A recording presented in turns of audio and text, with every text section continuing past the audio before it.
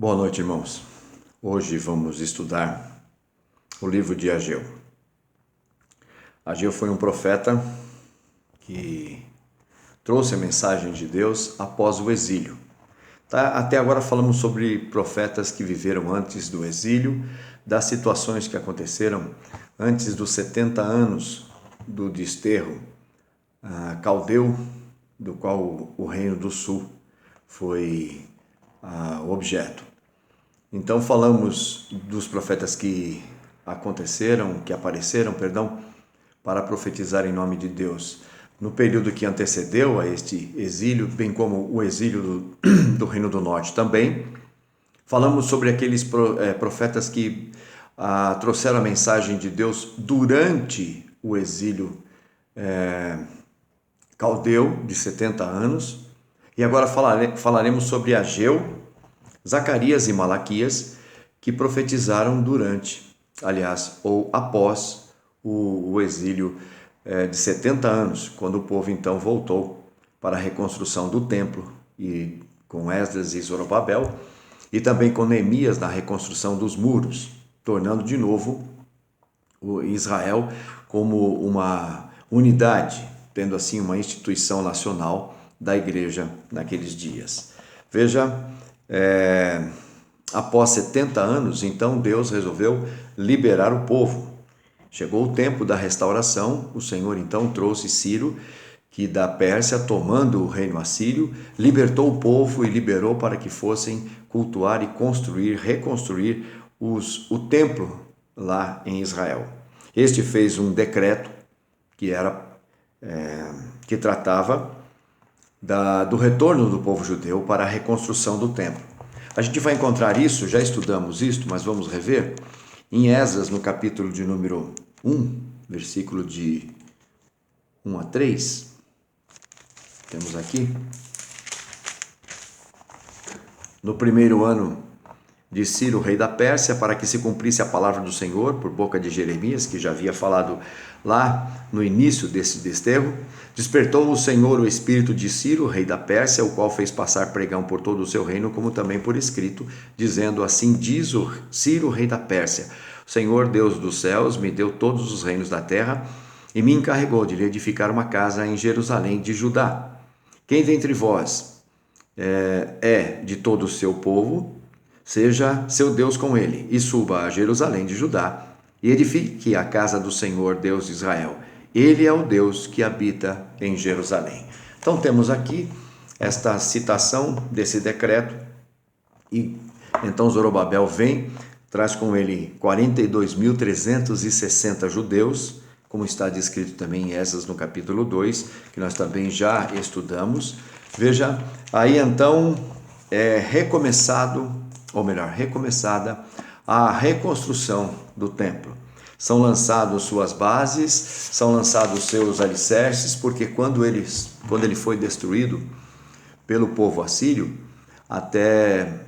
pelos caldeus, até os alicerces foram arrancados porque eram valiosos.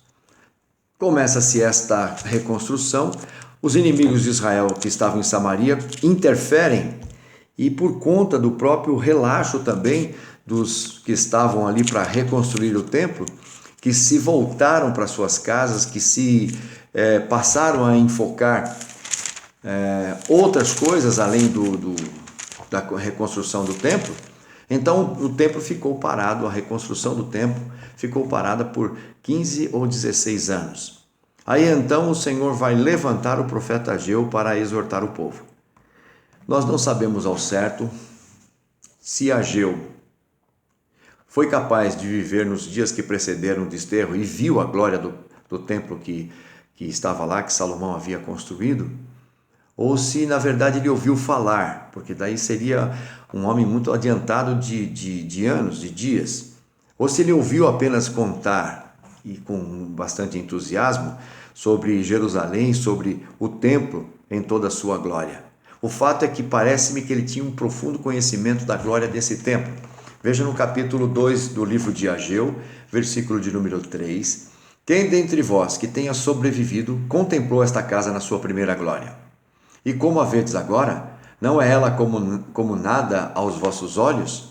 Então ele estava aqui sensibilizando o povo, sensibilizando os seus compatriotas a fazer uma reunião, e então agora eles estivessem juntos de novo no mesmo propósito, com o mesmo propósito, e ele consegue isso fazendo com uma breve também e unificada mensagem, mas é claro, usado pelo Espírito de Deus, que está através do profeta falando e que também está no povo agindo, levantando, fazendo com que eles se sensibilizassem com as palavras do profeta e aí então retomassem a reconstrução do templo. Falava Ageu com muita convicção, levou o povo a sentir a urgência das providências. Ele falava e o povo se sensibilizava, ele falava e o povo sentia a urgência, a emergência de se tomar uma postura. Os seus discursos todos vão ser para argumentar sobre essa questão. A situação em que o povo estava era derivada do descaso e do menosprezo que deram à casa de Deus. O povo estava tão somente preocupado com suas casas, com suas próprias famílias, e precisavam rever agora seus caminhos. Precisava dar prioridade à causa de Deus. E depois então de 16 anos de abandono, agora é a hora de voltar à obra da casa do Senhor. Às vezes nós pensamos que aquelas pessoas que se afastam da igreja precisam se arrepender, elas precisam tomar uma atitude, voltar-se para Deus novamente, para a igreja, mas na verdade este retorno, esta vontade de voltar a casa, este arrependimento só pode ser através do Espírito de Deus. É o Senhor que em sua infinita misericórdia vai atuar. Se Ele não atuar, as pessoas não vão se arrepender. Então é uma iniciativa desde o início que provoca o arrependimento da parte do Senhor e também depois, quando o crente precisa retomar isto. Não é pela sua própria força que ele vai retomar, se arrepender, voltar para a igreja, retomar o seu crescimento espiritual. Isso é uma obra operada pelo Espírito. Portanto, o que podemos e devemos fazer é como Ageu, conclamar ao Senhor que venha de novo e que agora esse povo inspirado, iluminado, incentivado pelo próprio Espírito, retomasse a construção da casa. É inacreditável que o povo que voltara com um fim específico, depois de 70 anos de sofrimento, que agora estavam voltando para Jerusalém, tivessem deixado por tanto tempo a obra parada. É claro, nós bem sabemos, segundo diz Esdras, que foram os inimigos que fizeram com que parasse a obra. Mas eles também não insistiram, eles também aceitaram e se acomodaram muito facilmente a esta nova situação e não brigaram para retomar, para de novo agora lançar os fundamentos. E quando eles tentaram de novo, o Senhor disse: calma, é preciso rever os dias, os tempos, é preciso pesar os caminhos para que depois então voltemos. O Senhor não aceita uma volta de meias palavras, de indecisões, de incertezas. Quando Ele quer o povo de volta, Ele quer o povo que faça de acordo com aquilo que realmente, de coração inteiro, de plena convicção. Há aqui então uma única mensagem no livro de 2 capítulos apenas, um livro bastante rápido, de uma rápida leitura, que pode ser entendido dentro desse contexto, e vocês vão conseguir fazer isto. É só fazer uma leitura desse texto. Não precisa ser muito demorada, não precisa ser algo de muito tempo, porque é um livro pequeno e fácil de ser entendido também. 4 mensagens, 4 partes pronunciadas em 4 meses. É exatamente isso. A primeira parte vai do capítulo 1, versículo 1 até o 15, é o primeiro capítulo inteiro, quando nós encontramos ali uma exortação. Veja o versículo de número 4. Acaso é tempo de habitardes vós em casas apaineladas, enquanto esta casa permanece em ruínas? Quer dizer, vocês estão cuidando de seus afazeres, de sua família, de suas casas, de seus bens materiais, relacionais, emocionais, e estão deixando de lado toda esta construção espiritual? Será que isto é, na verdade, importante? No versículo 5 e 7, agora sim, diz o Senhor dos Exércitos, considerai o vosso caminho. Veja o versículo 5, esse foi o 5. O 7, assim diz o Senhor dos Exércitos, considerai o vosso passado. É preciso pesar agora todas as coisas, olhar para trás e ver o que temos feito de errado e lançar mão de novo. No versículo 6, 9, 10 e 11, tudo o que o Senhor tem feito a eles, e eles não têm reparado, muito menos aprendido com a vontade de Deus em suas vidas. O Senhor tem trazido ali uma série de provações, uma série de reprimendas, de disciplinas. É o que ele vai relatar isto. Ele faz secar a terra, ele não traz a chuva, ele não dá colheita. E aí então o povo parece não encontrar. Nos versículos de 12 a 15, aí o povo começa a dar ouvidos. E o povo atende ao Senhor. É o texto, é o tema do versículo de número 12 até o 15. O Senhor atende, aliás, o povo atende ao Senhor, dá ouvidos e se lançam de novo à obra. A segunda parte vai do capítulo 2, de 1 a 9, onde temos aqui uma mensagem de ânimo. Se a primeira mensagem foi exortação, esta é de ânimo. Os anjos, os anciãos estavam chorando e agora vem Ageu e repreende também estes. Choravam aqueles porque não seriam igual, outros também se lamentavam porque não conseguiriam, estavam reclamando porque eram acusados de não fazer a coisa direito, e toda esta questão de relacionamento o Senhor vai resolver através de Ageu, dizendo: eu estou convosco. No versículo 3, a glória passada não será maior do que a de agora. É isso exatamente, porque na verdade Ageu também traz uma profecia messiânica. Quando ele vai reerguer novamente o templo, quando ele vai trazer a glória da casa do Senhor, a revelação máxima em Cristo Jesus. Veja o versículo 4. Olha, pois, ser forte, Zorobabel, diz o Senhor, ser forte, Josué, filho de Josadaque, sumo sacerdote, e tu, todo o povo da terra, ser forte, diz o Senhor, e trabalhai, porque eu sou convosco, diz o Senhor dos exércitos.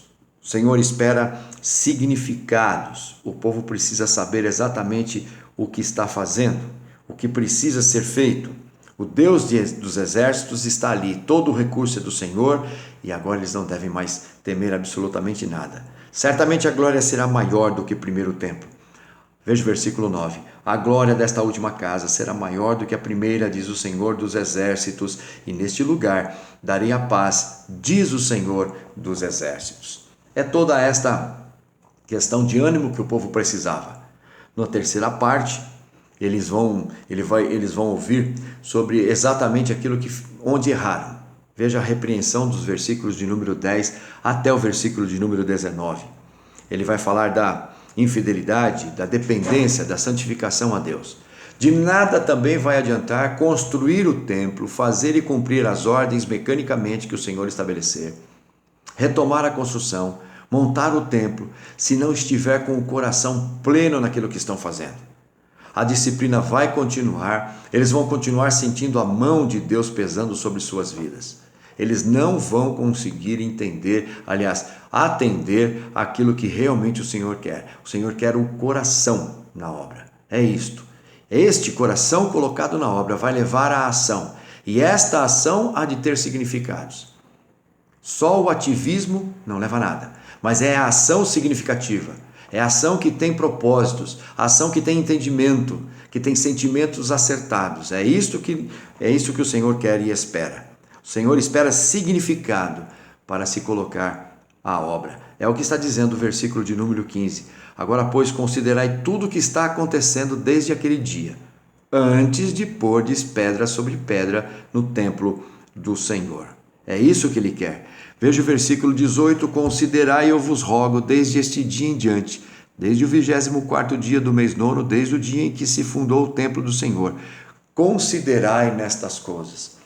O livro de Ageu é um chamado à consciência, é um chamado à reflexão, um chamado à consideração daquilo que temos feito pelo Senhor e pela causa do Senhor sobre a terra. É exatamente isso. E terminando, a quarta parte é uma mensagem de esperança, vai dos versículos de 20 a 23, quando ali o povo será preservado e Zorobabel será dignificado por toda a sua fidelidade, onde ele diz que Derribarei o trono, versículo 22, o trono dos reinos, destruirei a força dos reinos das nações, destruirei o carro e os que andam nele, os cavalos e os seus cavaleiros cairão, um pela espada do outro. O que ele está querendo dizer aqui? Que ele vai trazer a paz, que vai trazer a destruição dos inimigos de Israel, e vai também, através de Zorobabel, que é tipo do Senhor Jesus Cristo, anunciar ali o reino messiânico do Senhor. Tem algumas lições que precisamos aprender nesse texto, com esse texto, e algumas são básicas.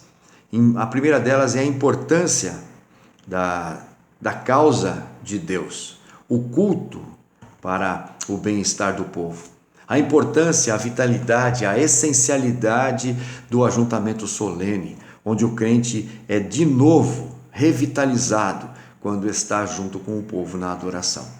É preciso a assistência, entender a assistência na casa do Senhor, nos horários de cultos, nos ajuntamentos solenes. Estamos passando por uma crise, mas é importante que nós sintamos esta falta, que nós sintamos e tenhamos esta consideração, para que possamos ansiar de uma maneira e rogar ao Senhor que nos dê a oportunidade de voltarmos de novo a nos encontrar sem barreiras, onde possamos frequentar a casa do Senhor todos juntos novamente.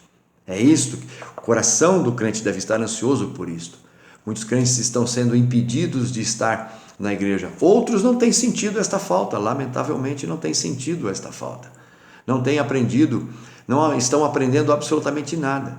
Não estão sentindo com a ausência as saudades de estar juntos, cantando os louvores, nós todos lá cantando louvores na igreja, na congregação, no ajuntamento solene.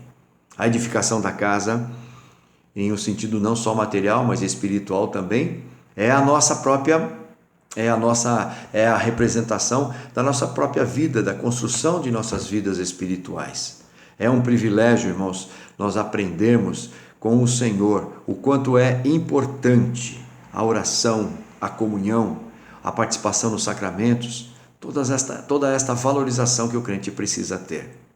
Devemos não ser, como diz Ageu, apenas ouvintes da palavra, mas também realizadores dela, colocando isto em prática, como diz Mateus, como está em Mateus e em Tiago. Precisamos ter estas convicções e aprender com isto. Esta é a grande prova. A causa do Senhor vem em primeiro lugar.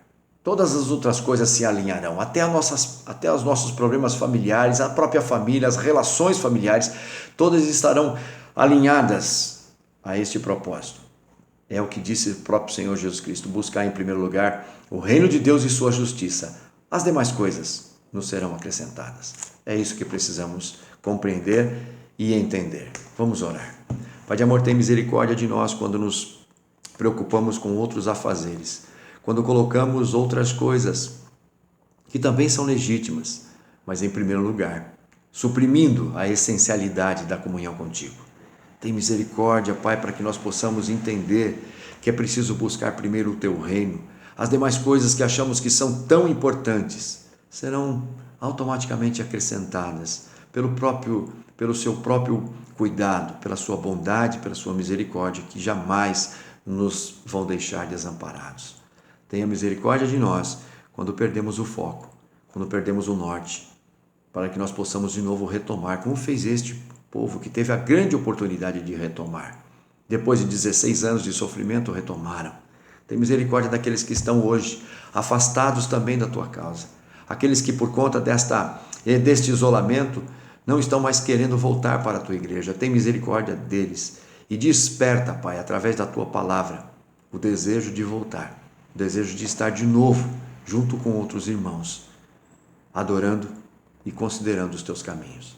Dá que isso seja verdade, nós te pedimos, em nome de Cristo Jesus. Amém.